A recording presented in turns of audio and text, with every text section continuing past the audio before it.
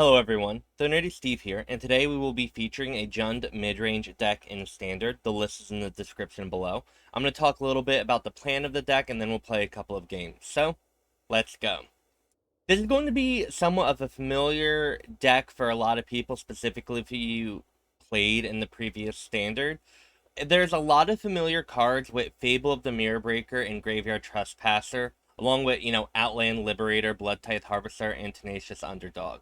And that these kind of build a basic skeleton of the deck where we want these cards that are like pretty decent on their own. Well, Reflection Kikijiki is really, really good.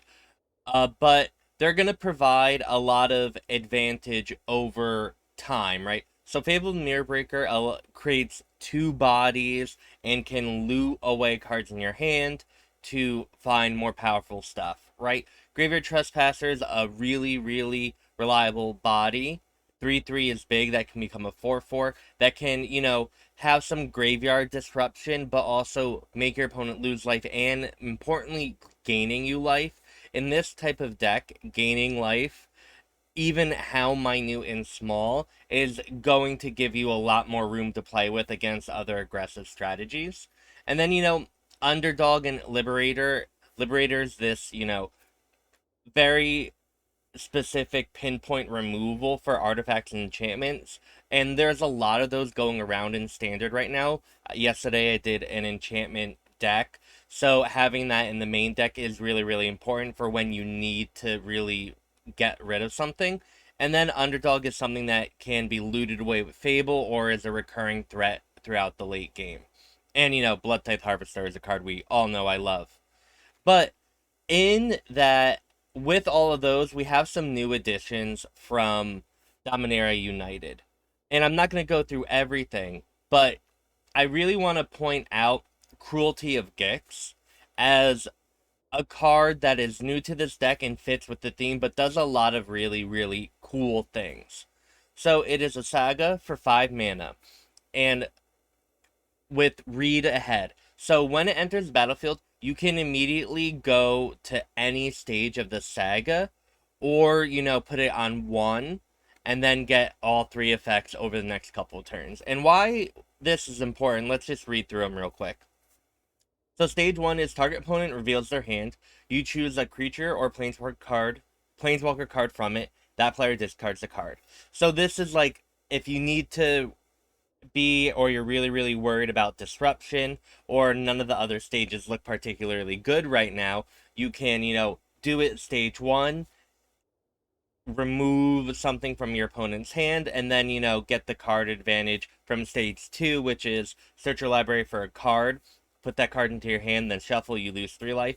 Going to stage 2 directly if you need, a specific removal spell, like maybe you need Cut Down right away, or a Tear Asunder, right?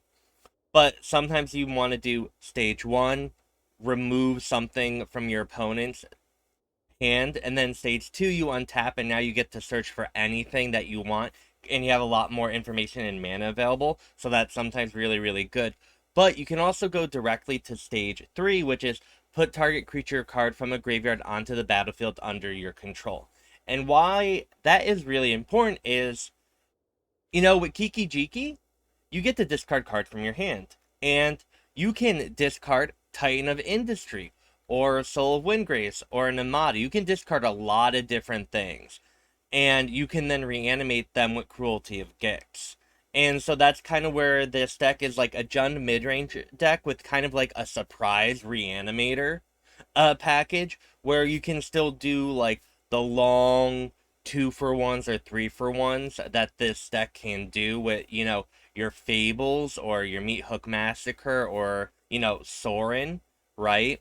But having the ability to, reanimate Titan of Industry on like turn 5 or even turn 4 with a Fable of the Mirror Breaker treasure is really, really powerful, and where a lot of the power and consistency of the deck comes from. And again, we have like Squee, Florian, and a lot of other legendary Jund cards from Dominaria. And this is kind of just to play around with those and see how they work and see if they're good. And so we're going to play a couple of games and see how it works. So let's go. So this isn't a particularly wonderful hand. We would love an untapped land on turn 2. So then we can Bloodtithe Harvester. We didn't get there. But we do now. We can Fable on turn 3, which is going to be really, really important.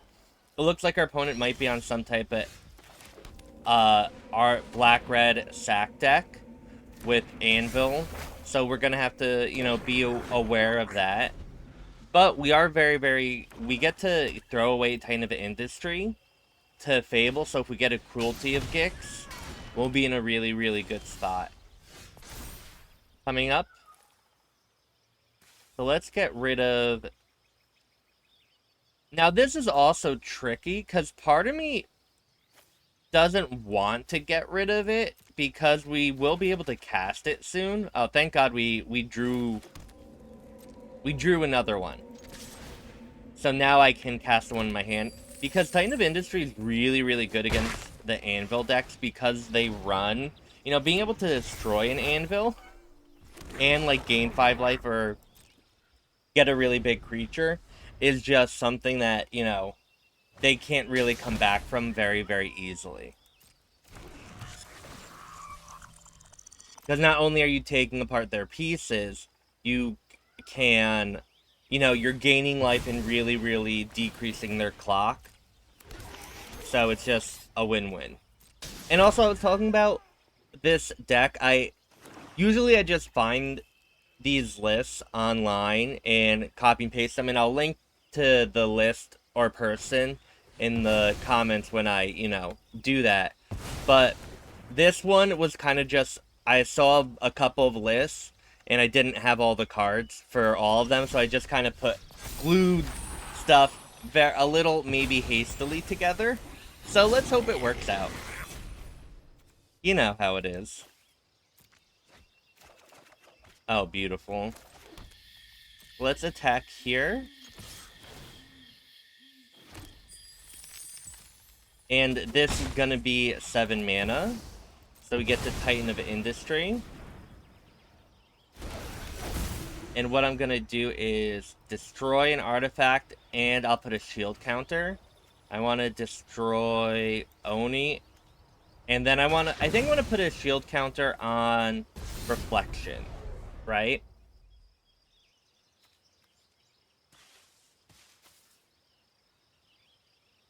Because our opponent won't be able to very easily destroy the Titan of Industry with removal. Cut down doesn't hit it while it would hit Reflection, so we should be able to untap and use Reflection of Kiki Jiki on the Titan of Industry, and that should be enough to win, hopefully. And it is. GG. Alright. We have... Ooh, Phoenix Chick. So our opponent... Looks like our opponent's on mono red. Surprise. I'd be surprised if they weren't mono red. Cut down's gonna be good here. Alright. So Rada's Firebrand is a card I have not played a lot against, but I suspect is gonna be really, really important in the mono red meta. And is a card I'm gonna be playing with soon. So when it attacks, target creature defending player controls with power less than can't block it. Okay. So let's create a Fable, which we won't be able to block this, right? Is that how it goes? Well, if our opponent's doing that... Ouch. I think we want to discard both lands. We have lands in our hand. Now what do we want?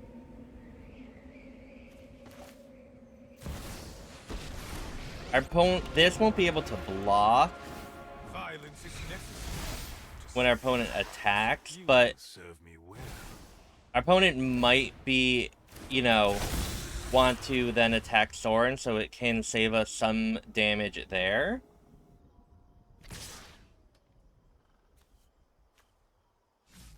I think, right?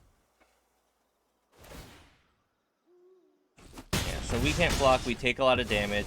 We will gain life, though.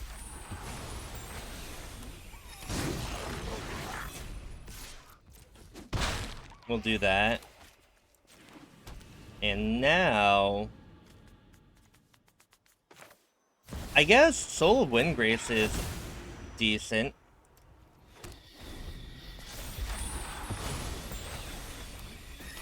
Like, our opponent could have something that can kill it, I guess. But right now, it's a very good blocker. 4, 5... We're taking 6 damage here. And if our opponent can't kill us this turn, our opponent is stuck only on 2 mana. We will gain a lot of life.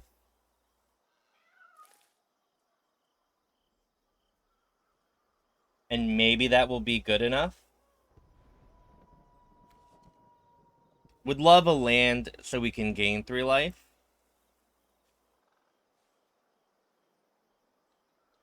Maybe our opponent is thinking we might have a land in hand. Okay, we are at 1, everyone.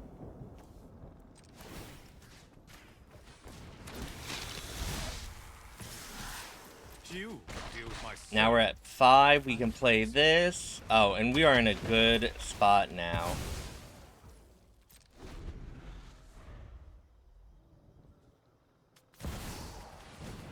Mm-hmm.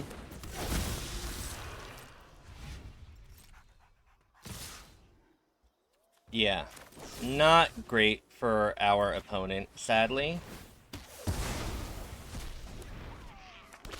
Block, block. We're gonna get a lot of saplings, and GG. Thankfully, they were stuck on mana. Okay. This is interesting. We'll keep. We don't have anything really going on early, which is a little sad, but, you know, I've been sadder before.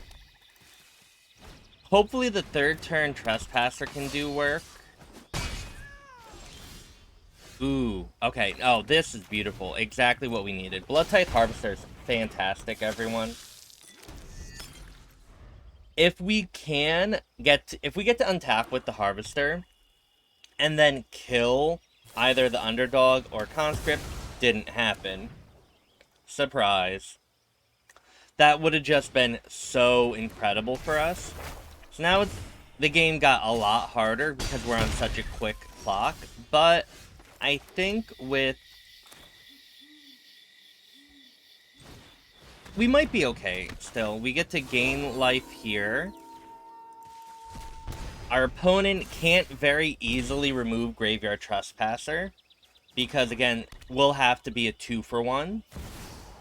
Painted Adversary is fine, and our opponent could attack here. But I'm okay. I'm okay with this trade, right? And then the beautiful thing is I'm going to play Nemata here. Nemata is really, really cool because now when we kill our opponent's things, not only do they get exiled, we get 1/1s. And both are really, really good. But it's doubly so against a deck that can replay their threats from the graveyard, like Cult Conscript and, you know, Tenacious Underdog. So I'm very happy. So let's do this, and we'll take 1 damage from Fable. Now we also do have the Tear Asunder that can get rid of the Nezumi Road Captain because it is an enchantment. We don't need to kick it. Now it doesn't give us a 1/1 because we exile it. It doesn't die. But that is, like, that's good enough. Right? For me, anyway. Maybe not for you. Our opponent is doing a lot of calculus here to figure out what needs to happen.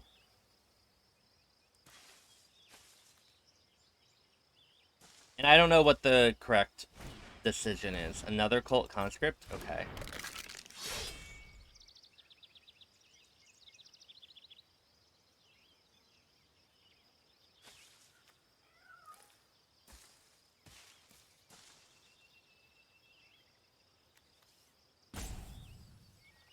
If our opponent attacks with the Tainted Adversary, do we take the 2? Ooh!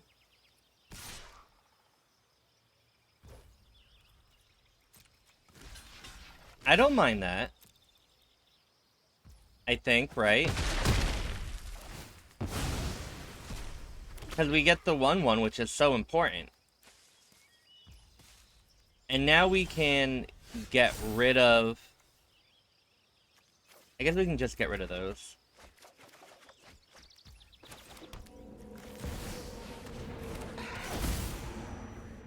And yeah, we're in such a fantastic spot now. We can attack there.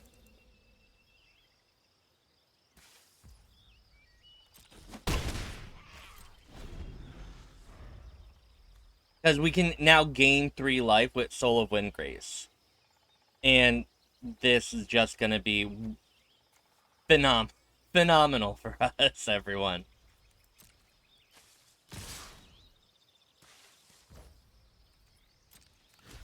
Block, block. I'm okay with that.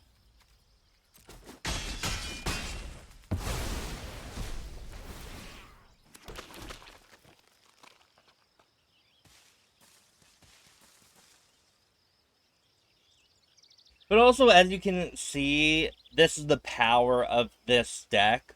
We just need to get to, like, turn 5 or 6 and have Fable do the work to give us mana and give us the, you know, cards we want, and then we can kind of navigate the end game with basically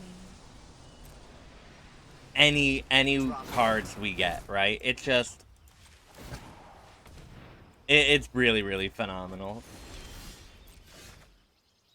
1, 2, 3. We don't have triple green, sadly.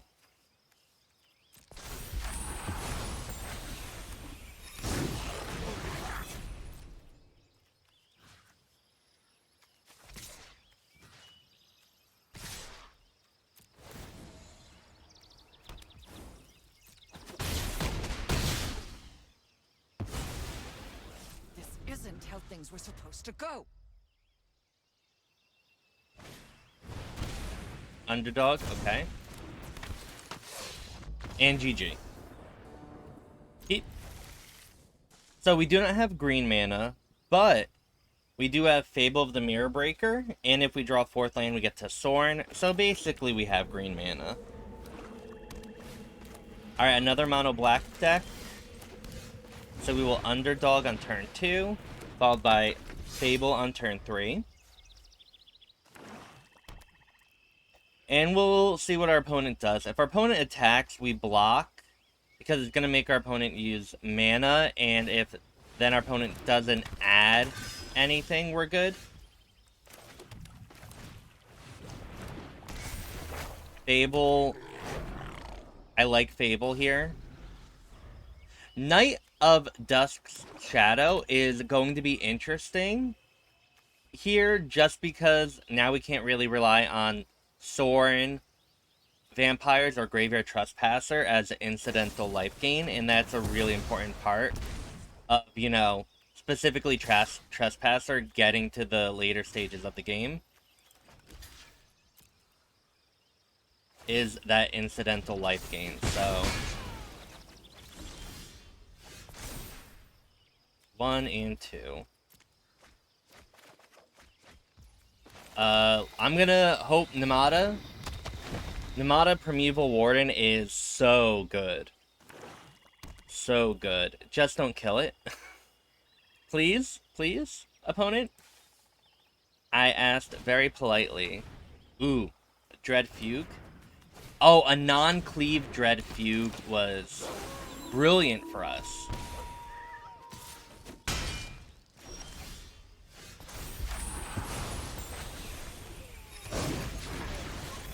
Now, what do we do here? I think I want to Sorin minus. I would love to be able to Tear Asunder something here, right? But I think if we put getting the 2/3 out with the Sorin sets us up to Tear Asunder the Knights of Dust Shadow next turn, and then we can start gaining life with the Vampire. I don't think we're under any pressure of our life total or anything, so yeah, this is just a much better spot to be in, I think. So let's plus Sorin here. We can take that much damage, right?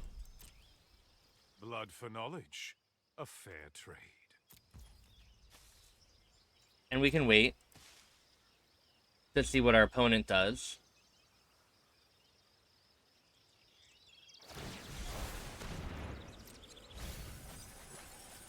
Takenuma. So what I really want to do is, at the end of our opponent's turn, do a lot of stuff. So I want to Tear Asunder the Knight of Dust Shadow, Reflections the Vampire. Something suspicious is Or going on. or maybe I just for once, it's not Reflection my the fault. Vampire in response now and sacrifice the token to Liliana. I think that might make sense. Does our opponent remove it in response? So we can say goodbye to that. Off you go.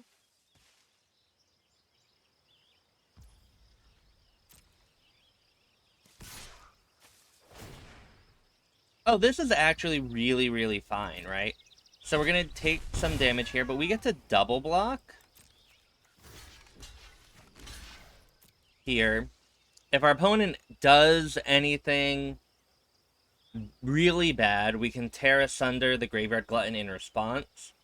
Because our opponent might try to go for a 2-for-1. If our opponent doesn't do anything, we are so fine here. We don't gain life from the combat damage. But we do get a Sapperling. And we do still have Tear Asunder up for the Knight of Dust Shadow here. Yeah, beautiful. Alright, kind of everything. Yeah, and now we're in a really, really golden spot here. GG. Well, everyone, thank you for watching me play some Jund midrange in Standard. This deck is fantastic, and I think it's very well positioned right now, and will continue to be good throughout all of this Standard environment going forward. And there are a number of reasons why, just because I think Fable of the Mirror Breaker is such a powerful card that it really can fit into a skeleton of a lot of decks and make those decks powerful. But in addition to that, right, there are ways you can build this deck to really, really attack the metagame from a specific position. You can add a lot more removal, or a lot more big creatures, or a lot more discard, you know, depending on what you expect to see in the metagame. And I think that's going to be really, really good. You know, we have Outland Liberator here, and, you know, Nemata and Florian and Squee. And I feel like these are all cards that can be changed a little bit. We have March of the Wretched Sorrow and Cut Down. You can maybe add Infernal Grasp, right? There are a lot of different moving parts in here, and I think you can really, really play this deck in a way that really, really suits your needs. And also, because this deck has so many different, like, options available, you do need the Fable, you do need the Graveyard Trespasser, right? You do need some amount of Titans.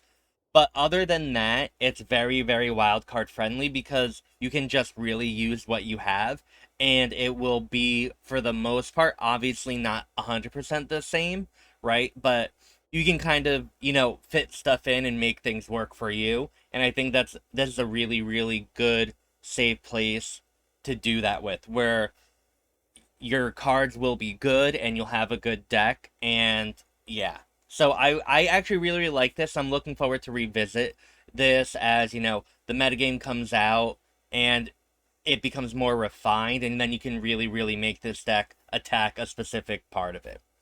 With all that being said, I hope you liked this video. If you haven't already, like, comment, subscribe. Those are great ways to support me. You can also follow me at twitch.tv/thenerdysteve to watch me play Magic live. It's fun. It's great. I'd love to see you there.